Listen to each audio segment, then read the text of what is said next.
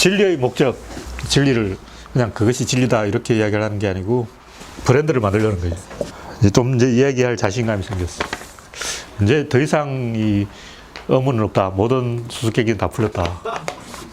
오늘 이야기하려고 하는 것은 그 기분 좋은 긴장감. 그것이 진리다. 왜 기분 좋은 긴장감이 진리냐?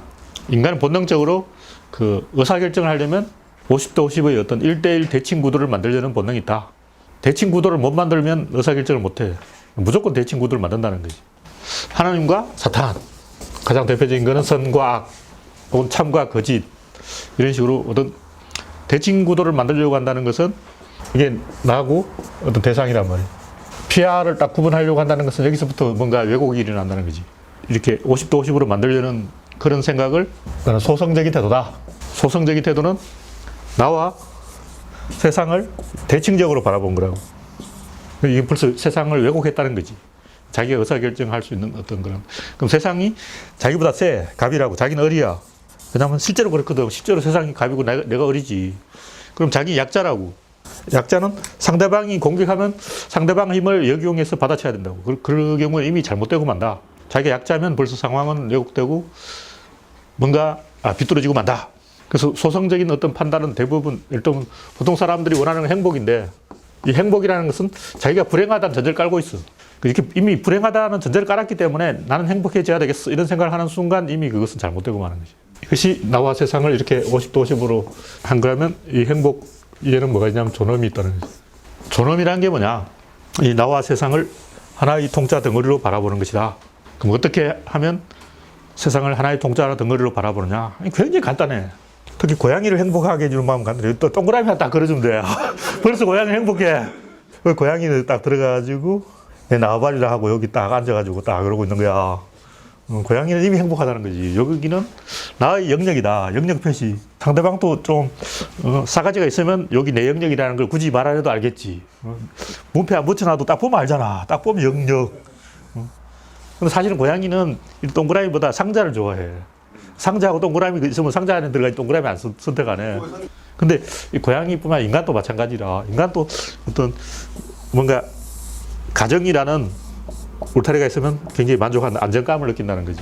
그리고 그 가정이 대신 국가가 될 수도 있고 신이 될 수도 있고 종교인이라면 교회가 될 수도 있고 안정감을 느낄 수 있는 어떤 이런 동그라미에 있다는 거지.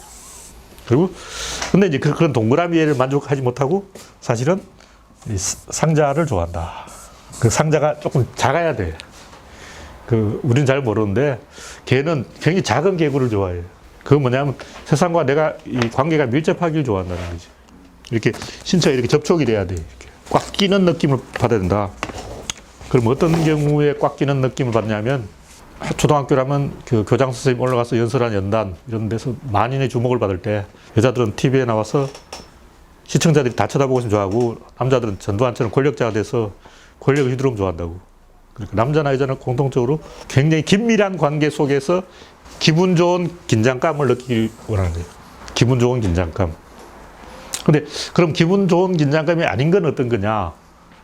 보통 사람이 좋아하는 거는 화려한 걸 좋아해요. 여기서 오늘 내가 이야기하려는 어떤 핵심적인 게 이제 나오는데 두 가지 어떤 대결 구도가 있다는 거지. 하나는 식물, 하나는 동물. 식물은 자기를 약자로 보고 고정시켜 놨어. 자폐증처럼 자기 집에서 안 나가는 사람이에요. 자기 집에 절대 안 나가는 사람이 많이 있어. 알바니아 보니까 아직도 그 부서진 4월. 그게 아직도 있어요. 아직도 그러고 있어. 그 옛날 소설책에 나오는 이야기가 아니고 이스마일 카다레인가? 이스마일 카다레의 소설에 나오는 부서진 4월이 아니고 도시 한가운데 다른 데는 다 재개발을 했는데 한 집만 그 하천가에 철거를 안 하고 있어. 왜 그러냐면 그 집에 총 들고 지키는 사람이 있어. 살해될까봐. 그 집은 가족들이 다 살해되고 여자 둘만 살아있는데 외출하면 바로 살해돼. 그래서 외출을 못하고 집에서 안 나오는 거예요. 철거를 못해. 바로 누가 갖다 친척이 갖다 주겠지. 그게 룰이 있기 때문에 친척은 안 죽이는가 봐. 그리고 집을 폭파하진 않아. 진짜 원수를 갚으려면 집에다 수류탄 던져보면 될 거 아니야. 근데 집에 들어가 있으면 공격을 안 해. 집 밖으로 나오면 쏜다는 거야. 규칙을 철저하게 지켜. 그런 긴장된 상태를 그 사람도 좋아하는 거지. 하여튼 그런 식으로 그 어떤 자기를 움직이지 않고 딱 고정시킨 놓은 사람들은 그 화려한 걸 좋아한다는 거지. 근데 옛날에는 사실 시골에서 밖으로 나갈 일이 없지. 봉건 영주라면 평생 성 안에서 썩어야 된다고. 아랍이라면 하렘에서 죽을 때까지 못 나가는 거지. 실제로 안 나가고 계속 살아라면 좋아 그러고 살 사람 많아야. 우리는 야 그거 답답해서 어떻게 사냐 그러지만 이렇게 창문만 내다보도 짜릿짜릿하다니까. 그 아까 그 알바니아 사람 딱 갇혀서 이런 집에서 못 나가는 거야. 이렇게 딱 내다봐도 저 총 들고 있는데 짜릿해.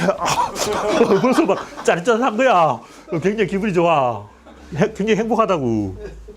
우리 같으면 거기서 평생 동안 갇혀서 살아라면 죽어버리지. 나 같으면 밤에 살짝 깜깜할 때 나가서 도망쳐버리지, 다른 나라로. 근데 왜 거기 사는지 모르겠어. 내 생각에 여기 창문만 내다봐도 벌써 짜릿짜릿해. 짜릿해. 거기서 긴장감을 느낀다는 거지. 근데 이제 그런 사람은 화려한 걸 좋아해요. 그래서 옛날 궁궐 같은 거 보면 온갖 화려한 칼날을 다 칠해놨다고. 왜 화려하게 해놨냐면 여자들이 평생 바깥에 못 나가 보니까 일단 아무리 왕비라도 궁궐 밖을 못 나가잖아. 그러니까 궁궐 안을 화려하게 해야 된다고. 근데 그거는 이제 옛날 식물의 관점이고 21세기라는 근대 문명은 동물의 세계다. 환경이 계속 변해. 그래서 환경이 계속 변할 때는 우주왕복선의 도킹, 어떤 둘이 이렇게 만나는 접점이 있어야 되는데 이 접점은 굉장히 심플해야 된다. 단순한 구조로 해야 된다는 거지. 근데 내가 이제 가끔 그 울긋불긋한 등산복이 문제야. 울긋불긋하다는 게 문제야. 일부러 이렇게 쪄져놨어, 이게. 왜 그러냐 하니까 가격을 비싸게 받으려고 그랬다 그러는데 내가 볼 때 그게 아니고 소비자가 그걸 원해. 이렇게 막 찢어놓으면 그걸 산다고. 누더기를 사는 거야.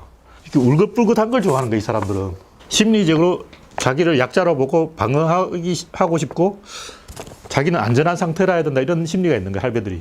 그런 할배들은 울긋불긋한 그 속에, 색깔 속에 숨으려고 한다는 거지. 그런 심리가 있어. 세상을 좀 두려운 세계로 보고 자신감이 없는 거지. 근데 반대로 이제 자신감이 있는 사람들은 그런 울긋불긋한 걸 안 좋아해. 그럼 자기가 지도자라고 생각해야 돼. 그 하층민들은 그 런던의 뒷거리에 있는 펑크족, 이런 사람 울긋불긋한 거 좋아해. 나는 밑바닥이다. 나는 양아치다. 그래서 막 문신 이렇게 새기고 얼굴에다가 막 피어싱 잔뜩 하고 자기를 리더가 아니라 약자로 보기 때문에. 그래서 세상에 대해서 어떤 불만을 가지고 반항하는 사람이다, 이렇게 생각하는 거라고.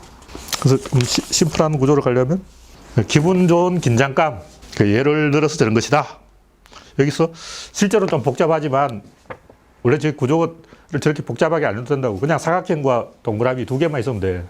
자세히 들여다보면 존나 복잡하는데 저건 필요 없는 거고. 왜 저렇게 복잡하게 났냐면 아마 저기 표절이거나 모방이거나 요거 아류가 많이 있을 것 같아. 비슷한 게 많이 있을 것 같아. 저렇게 할 필요 없고 그냥 동그라미와 사각형만 있으면 단순한 구조가 사람들에게 기분 좋은 긴장감을 유발한다. 최근에 유행하는 건축이, 현대 건축이 다 그 캔틸레버라 그러는데 이렇게 돌출되어 있는 거예요. 자세히 보면 현대 건축이 이런 게 많아. 이게 공중에 붕 떠 있으니까 내가 펜션, 또 이런 식으로 펜션 지어가지고 대박난 집을 한 집 알고 있는데 집이 방이 하나하나가 다 공중에 떠 있어. 각도를 약간 다르게 해가지고 방 하나하나가 다 허공에 떠 있는 거야. 근데 구조적으로 이게 불안정하거든. 여기 금이 쫙 가 있어. 내가 옥상에까지 올라가 봤어. 이런 식으로 집이 아무리 열심히 잘 짓는다 해도 틀림없이 이건 구조적인 결함이 있다. 현대 건축의 아버지인가 뭔가 하는 사람이 낙수장이랑 좀 검색해보면 나오는데 자기 친구, 돈 많은 친구를 꼬셔가지고 엄청나게 비싼 집을 지었는데 설계 결함으로 아직도 지금 저 집이 무너지고 있어. 왜냐면 철근을 굉장히 많이 써야 돼, 저거 버티려면. 제 집도 이제 집주인이 몇 개월 살다가 못 살겠어, 시끄러워서 폭포 소리 때문에 살 수가 없어 하고 도망쳐가지고 시에 기부했는데 1년에 관광객이 15만 명 온다니까 대박 난 거지. 시만 대박 났고 저 집 주인은 저 친구 잘못 사귀어가지고 완전히 거지 됐어. 그것이 대표적인 캔틸레버지. 이런 캔틸레버 건축 굉장히 많은데 우리나라도 저 남산에 가보면 뭐 이상한 거 뭐 자유의 회관인가 뭐 해가지고 지붕 처마를 이렇게 해놓은 거 있어. 올림픽 공원에도 그 뭐 태극 비슷한 거 이런 거 있잖아. 캔틸레버는 전부 내가 봤을 때는 구조적인 결함이 있어. 위험해. 존나 열심히 잘 지어야 된다고. 이거 위험해, 불안해. 저게 언제 무너질지 모른다는 불안감이 오히려 짜릿짜릿한 긴장감을, 기분 좋은 긴장감을 준다는 거죠. 그게 이제 부들림이 이야기한 감각이, 영화라는 게, 특히 액션 영화의 불만이 뭐냐면 사람들이 두 무리 막 싸우고 있는 거야. 근데 사람들이 싸우면 안 되고 사실은 카메라를 공격해야 돼. 둘이서 막 주먹 쥐고 막 때리면 안 되고 카메라를 막 때려야 된다고. 내가 카메라인 거야. 근데 관객이 있는데 그 카메라가 피사체를 보고 있으면 게임할 때 그렇잖아. 게임할 때 이제 자기가 총 들고 이렇게 하는데 상대방이 나한테 총알이 날아온다고. 그럼 총알이 나한테 팍 박힐 때 진동을 느낄 정도로 팍팍 하는 그 기분 나쁜 느낌.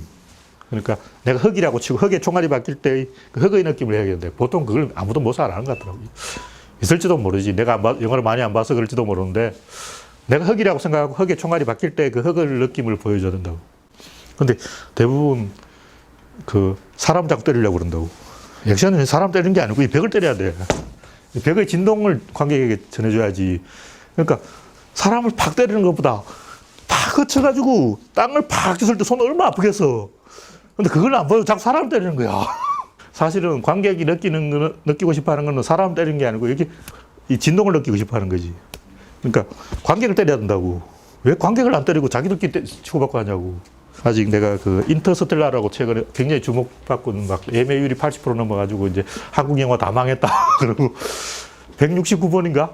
3시간 가까이 상영하는데 일단 양으로 질과 양으로 질에서 양까지 다 줘 그 영화는. 난 그 양반이 액션을 좀 못 만든다고 보고 있거든.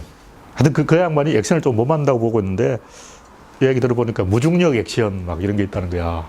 하여튼 나는 그 양반이 무중력 액션이 인셉션인가 어딘가 나왔다 그러던데. 기분 좋은 긴장감을 주는 것이 진료의 어떤 목적이다. 그리고 음악, 문학, 회화, 건축, 디자인, 패션 모든 것은 결국 기분 좋은 긴장감을 주는 것이 목적이고 기분 좋은 긴장감에 두 가지가 있다는 거지. 아까 얘기한 식물의 어떤 긴장감은 그 단풍잎처럼 또 화려한 걸 좋아한다. 동물은 심플한 걸 좋아한다. 그래서 인간에게 화려한 걸 좋아하는 마음하고 심플한 걸 좋아하는 마음이 있는데 이거는 어떤 변하지 않는 것, 이거는 변하는 것. 근데 현대 문명이 자꾸 변하기 때문에 우리가 그 따라잡으려면 이쪽으로 가야 된다는 거지. 최대한 심플하게 하면서도 기분 좋은 긴장감을 줄 수 있어야 된다. 그렇게 이런 모든 얘기의 어떤 핵심이 뭐냐면 결국 세상과 내가 다이렉트로 연결되어 있다는 느낌을 주는 거예요. 근데 인간들 교회에서 원하는 것도 그거라고. 세상과 내가 다이렉트로 연결되어 있다는 느낌을 가지려면 방법은 딱 하나예요. 자기가 최고 레벨의 어떤 의사결정 그룹에 들어가는 거라고. 집단의 의사결정을 하는데 자기가 소외되지 않고 그 레벨이 최고의 레벨이어야 돼. 보통 이제 조금 깨달았다고 말하는 사람들이 뭐 나른하고 편안하고 다 내려놓아라. 뭐 화를 내지 말라. 이런 얘기하는 거는 그 기분 좋은 긴장감이 아니고 긴장을 회피하는 거라고. 그거는 식물의 관점이라는 거지. 식물이 되려면 안 되고 동물이 돼야 된다. 동물은 뭐냐면 팀이라는 거지. 식물은 혼자 있는 거지. 근데 사람들이 다 여기에 빠져 있어. 이쪽을 좋아해. 근데 이쪽으로 가려면 이쪽을 한번 거쳐가야 돼. 다 내려놓는 과정을 한번 거쳐가야 되는데 굳이 그렇게 할 필요는 없다. 내가 이미 다 거쳐왔어. 내가 이미 이게 다 했어. 내가 옛날에 이미 다 내려놓았다니까. 여러분 그냥 나 따라오면 돼. 지도자는 그냥 이걸 하면 되고 그러니까 지도자는 이걸 거쳐서 이걸 와야 되는데 지도자가 이걸 다 거쳤기 때문에 일반 대중들이 굳이 이걸 거칠 필요는 없다는 거지. 소성의 어떤 단계를 일반 대중들이 굳이 거쳐가려고 할 필요는 없다. 근데 이제 조금 자기가 고수가 되겠다, 서성이 되겠다 하면 이런 그 내려놓는 과정도 한번 거치는 것이 좋다. 인간은 그 무의식에 의해서 반드시 스트레스의 형태로 어떤 집단의 요구, 이런 기분 좋은 긴장감을 요구하는 어떤 본능이 있고 그걸 따르지 않으면 굉장히 신경질적으로 변해. 특히 시집 못 간 노처녀가 히스테리를 부린다. 그러면 이쪽으로 안 와서 그렇구나. 자기 여기에 있기 때문에 히스테리가 나온 거야. 이렇게 생각하면 돼. 신경질을 부리는 상황이 어떤 거냐면 자기 부하가 자기를 건너뛰고 윗선에게 보고할 때 그럼 히스테리에 빠져. 그래서 어떤 직장 상사가 계속 히스테리를 부린다면 우리가 회식할 때 우리끼리 모여서 회식하고 쟤한테 이야기를 안 해서 그렇구나. 인간은 집단하고 긴밀한 관계에 있을 때 편안함을 느끼고 소외되면 스트레스를 받고 스트레스를 받으면 신경질을 부린다. 그 대부분 사람들은 자기가 왜 신경질을 부르는지 잘 몰라. 그냥 신경질이 나니까 신경질을 부린다고. 일주일 전에 연락받은 굉장히 기분 나쁜 전화 한 통이 일주일 동안 계속 신경질을 유발할 수 있다고. 근데 자기는 잘 몰라. 잊어버리지 보통. 그러니까 그런 게 사실은 굉장히 오래 갈 수도 있어. 그러니까 일주일 전에 동창회에서 자기 빼놓고 자기들끼리 모여서 술 한잔 한다 그러면 일주일 동안 삐져 있으면 자기는 왜 삐지는지 잘 모르는 거죠. 이 기분 좋은 긴장감은 집단과 긴밀한 관계에 있어야 되는데 그 집단이 두 가지라고. 작은 집단, 큰 집단이 있어. 근데 작은 집단과 큰 집단 사이에서 충돌이 날 때 작은 집단을 선택하고 큰 집단을 회피하는 거지. 그건 이제 자신한테 편한 임무를 주려는 거지. 그런 행동이 마녀사냥이라든가 왕따를 시키거나 약자를 괴롭히거나 만만한 놈을 때리려고 하는 거지. 라퐁텐의 우화에도 나오는데 사자가 제일 나쁜 놈인데 사자를 처벌할 수는 없으니까 제일 만만한 당나귀를 선택한다. 당나귀를 저 새끼를 희생시키자면 다 합의가 돼. 근데 사자 지금 사자가 누구냐? 이명박이라고. 이명박 사자를 조져야 되는데 아무도 야당도 가만히 있어. 왜 가만히인지 모르겠어. 너무 엄두가 안 나는 일이라서 이명박이 백조 해먹은 거는 놔두고 박원순 진돗개 몇 마리 가지고는 막 떠들고 만만한 걸 건드린다는 거지. 오늘 이야기하는 이 핵심은 이 진리라는 것이 결국은 세상 모든 것은 굉장히 긴밀하게 연결되어 있다. 이것이고 사람들은 그런 긴밀하게 연결되어 있다는 걸 느낄 때 굉장히 기분이 좋아진다. 보통 사람들이 추구하는 어떤 행복 이런 것보다 더 기분 좋은 긴장감이 이것이 가치 있는 거라는 거지. 기분 좋은 긴장감이 있으면 짜증난 일이 없어져. 스트레스도 없어지고 신경질적인 사람도 굉장히 착한 사람으로 변하고. 근데 어디서 이제 보니까 내가 라퐁텐의 우화 깨구리가 강을 건너는데 전갈을 태우고 가거든. 전갈이 깨구리한테 나 좀 태워줘 그러니까 야 너는 독침으로 사람 찌르잖아 그러니까 야 찌르면 니도 죽고 나도 죽는데 설마 찌르겠냐. 그런데 물결이 찰랑하니까 전갈이 깨구리를 찔러버렸어. 깨구리가 너 임마 찌르면 너도 죽고 나도 죽는데 왜 찔렀냐 그러니까 전갈이지. 전갈의 본성이 그렇다고. 전갈은 원래 물이 출렁하면 깜짝 놀라면 찌르는 거라고. 그게 전갈이야 그런 거야. 근데 이제 그게 라퐁텐의 우화고 그 어떤 사람이 하는 얘기가 왜 모든 걸 인간의 본성에다가 자꾸 책임을 주냐. 그것도 너무 들으니까 짜증난다는 거예요. 그 말도 맞는데 우리가 인간의 본성을 잘 몰라. 어떤 상황이 전갈의 상황인지 잘 모른다고. 어떤 것이 인간의 본성인지 내가 저것을 하면 스트레스를 안 받을 것이라 하고 추측하는데 막상 그 현장에 굉장히 스트레스를 받는다. 그게 물리적인 현상이다. 인간의 본성이다. 인간 본성은 답이 없는 거고 훈련된 사람만이 할 수가 있고 굉장히 고도로 훈련된 사람 아니면 사이코패스나 그걸 할 수 있다. 그 인간의 본성을 잘 아는 사람만이 인간 본성 이야기 너무 나와서 지겹다는 말을 할 자격이 있다는 거지. 우리가 과연 인간의 본성을 알고 있느냐 이거지. 좀 나이가 들어서 생각하는데 나도 처음에 이제 까미의 이방인을 읽었을 때 굿이다 최고다 이렇게 생각했거든. 지금은 역시 그 새끼가 인생을 덜 살았군. 까미도 인생을 덜 살았어. 내 나이 돼보면 알아. 그게 그렇게 간단한 문제가 아니야. 나는 그걸 이제 중고등학생 때 읽었기 때문에 최고. 역시 까미 이 친구 좀 말이 대화가 되네. 어제 엄마가 죽었다. 잘 죽었지. 이렇게 가야지. 근데 실제로 인간이 그렇게 안 돼요. 그래서 인간은 무의식에 지배되는 동물이고 아무리 명상술을 많이 해도 그걸 쉽게 극복할 수는 없고 진리의 팀에 들어간 사람만이 그것을 해결할 수가 있다. 여기까지.